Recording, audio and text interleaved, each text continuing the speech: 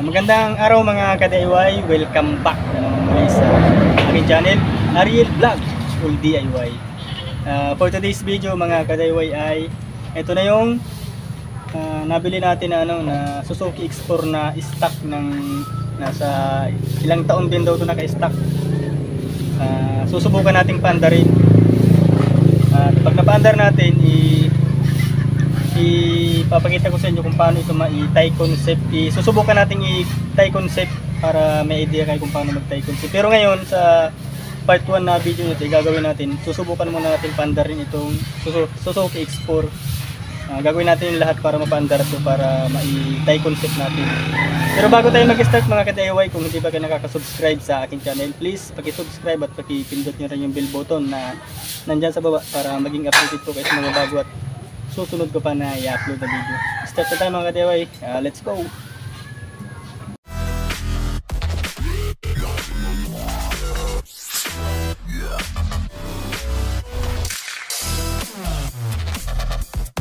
Ganitong X4 na D2T 2-stroke. Ang sa akin, para sa akin, disclaimer lang, hindi ako professional na mechanic. May konting experience lang, pero hindi talaga ako mechanic, hindi ako motorcycle mechanic. DIY lang. Ang unang-unang tinitingnan ko dito para sa akin sa ganitong motor, kuryente. Itong galing sa ignition coil. Yan. Gaganyanin niya, tapos sisipaan nyo dito. Pag napansin yung may kuryente yan, itong lumalabas dito, at di pa rin siya umaandar, ang sunod na gagawin ninyo, itong spark plug, tatanggalin nyo.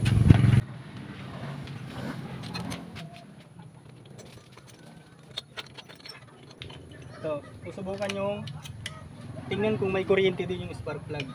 Tapos bibirahan nyo dito. Pag nangahawakan yan at ano yan, malakas ang... Pag napansin nyo may spark na lumalabas, may kuryente, tapos di pa rin siya umaandar, ang pinakasunod na ginagawa ko dito na chinecheck, ito naman carburetor. Itong motor natin, ang ginawa ko dito, may kuryente naman siya, may spark plug, gumagana yung spark plug, ayaw pa rin umandar, kaya yung carburetor ang isusunod natin na tanggalin. Yan, kasi madumi siya. Ang estimate ko dito, barado yung gittings niya, yung papunta sa loob ng makina na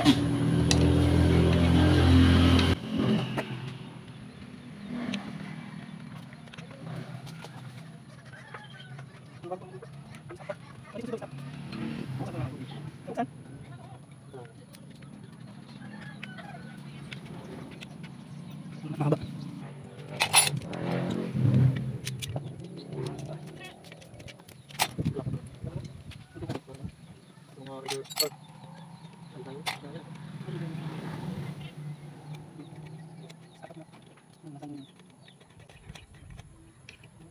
Laki ng ano yan.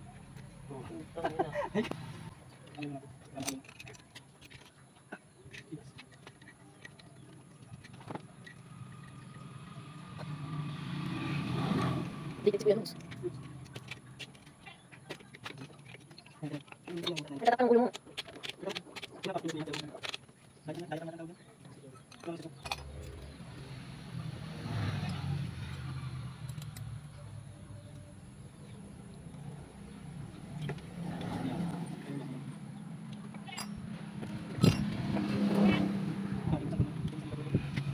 Ito na yung carburetor niya. Ang napansin ko puro langis. Nasubrahan yata ito sa tuti. Puro tuti.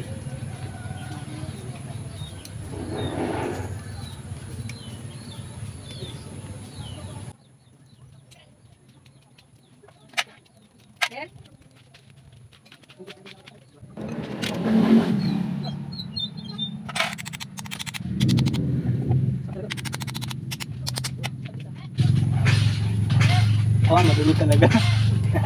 Ayun, madumi. Ayun, sobrang dumi, puro langis, wala na yata itong gasolina.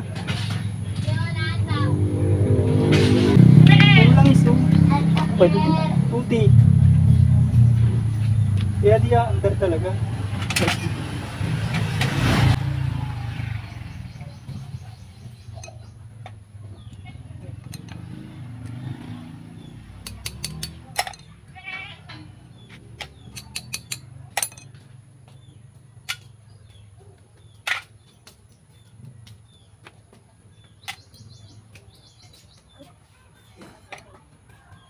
Tadi ko. Nang?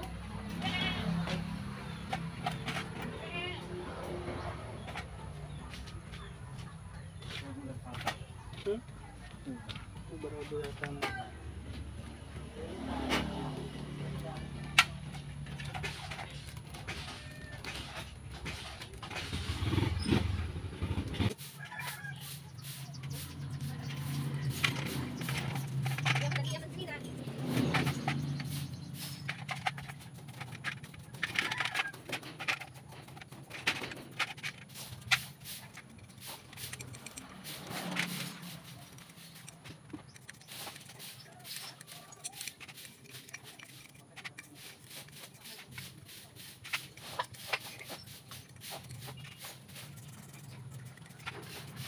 Ito na mga ka-DIY na ibalik na natin itong carburetor na testing ko na rin itong paandarin.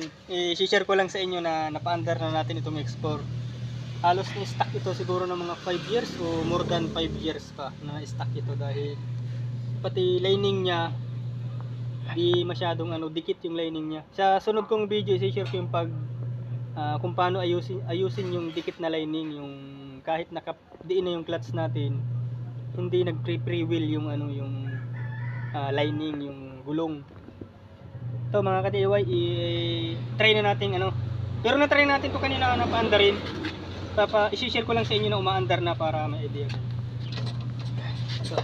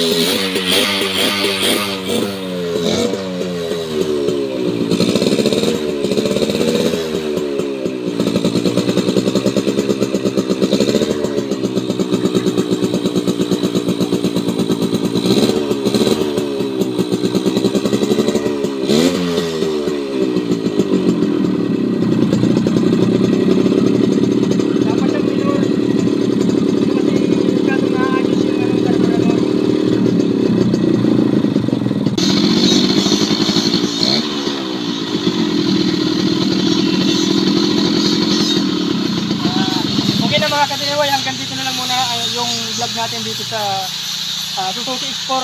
Sa part 2 na upload ko, i-share ko yung ito, papakita ko sa inyo.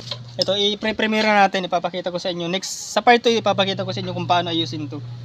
Ayan, naka-premiere siya. Kaya lang, Kaya lang yung gulong, bulok na bulok. Paliwanag ko na lang. Pag naka-premiere siyang ganyan, kahit pigain nyo itong clutch, hindi umiikot yung niya, yung nagpre-wheel, hindi siya nagpre-wheel yung niya. Ang diagnose ko dito, dikit yung dikit yung clutch lining niya. Sa sobrang tagal niya ng stock, nagkaroon ng kalawang o di natin ma-explain kung ano. Basta na-experience ko na to dahil nagkaroon ako ng dalawang X4. Ang diagnose natin dito, dikit yung clutch, hindi bumibitaw. Next natin sa part 2, abangan nyo mga ka-DIY. Hanggang dito lang muna. Salamat. Bye bye.